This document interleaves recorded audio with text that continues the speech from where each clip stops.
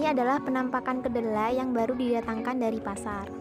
Kemudian kedelai tersebut direbus hingga mendidih.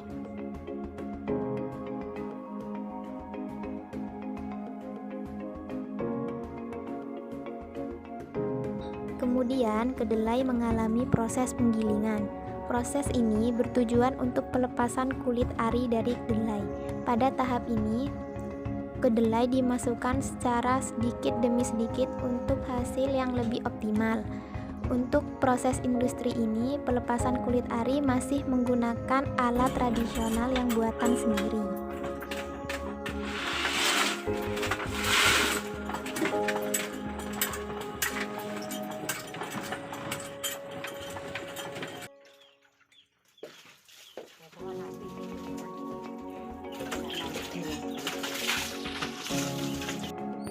Kemudian lanjut ke dalam proses perendaman selama 1 malam. Untuk langkah yang pertama, siapkan wadah untuk menampung kedelai yang akan direndam selama 1 malam. Sebelum dimasukkan ke dalam wadah untuk perendaman, kedelai harus dibuang terlebih dulu kulit arinya. Dengan cara, kedelai yang sudah digiling tadi dimasukkan ke dalam wadah yang berisi air.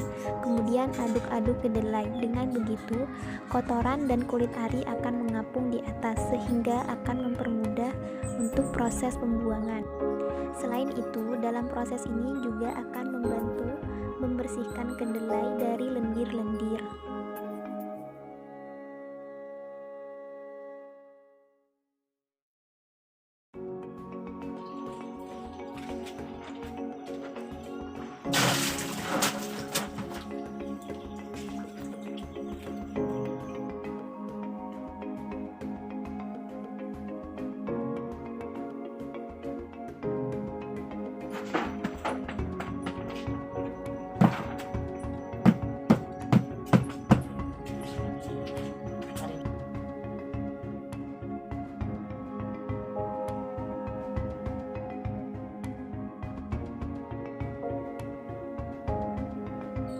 Kedelai yang sudah bersih dan tertampung di wadah, kemudian diberi air kira-kira 2 ember.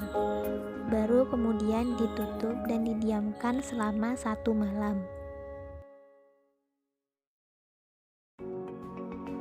Hasil perendaman semalam akan menghasilkan buih-buih serta lendir-lendir yang timbul di atas permukaan. Untuk membersihkannya, harus direndam menggunakan air bersih, baru kemudian dibilas menggunakan air mengalir. Kemudian direbus hingga benar-benar mendidih. Kedelai yang sudah direbus kemudian didinginkan dan dikeringkan dengan cara diletakkan di tempat yang datar, kemudian aduk-aduk kedelai hingga kedelai benar-benar dingin dan kering menggunakan alat khusus untuk mengaduk kedelai. Setelah kedelai dingin, lakukan penyortiran ulang untuk mengambil sisa-sisa kotoran dan kulit ari yang masih tertinggal.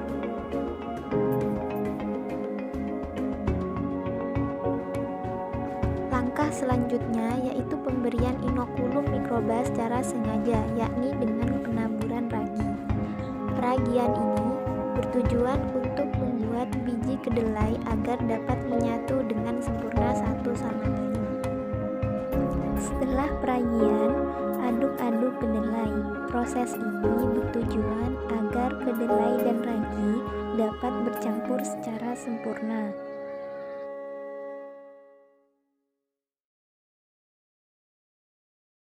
Kemudian proses pembungkusan, namun sebelum dibungkus wadah plastik harus diberi lubang terlebih dahulu. Hal ini bertujuan agar udara pada tempe atau jamur dapat melakukan respirasi atau masuknya udara, karena kapang pada tempe membutuhkan oksigen untuk tumbuh. Setelah itu baru dilakukan pembungkusan kedelai ke dalam wadah plastik.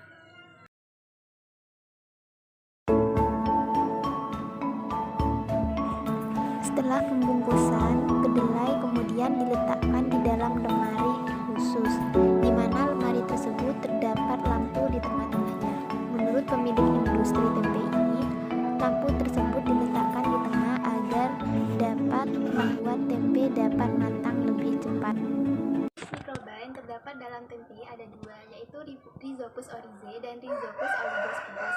Untuk Rhizopus oryzae sebagai jamur atau kapang yang tumbuh pada permukaan biji kedelai yang merekat pada biji kedelai.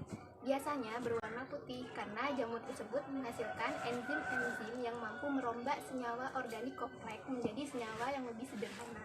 Terus oligospirus merupakan perannya menghasilkan enzim fitase yang memecah fitrat, membuat komponen makro kedelai dipecah menjadi komponen mikro sehingga tempe lebih mudah untuk dicerna dan gizinya lebih mudah untuk diserap.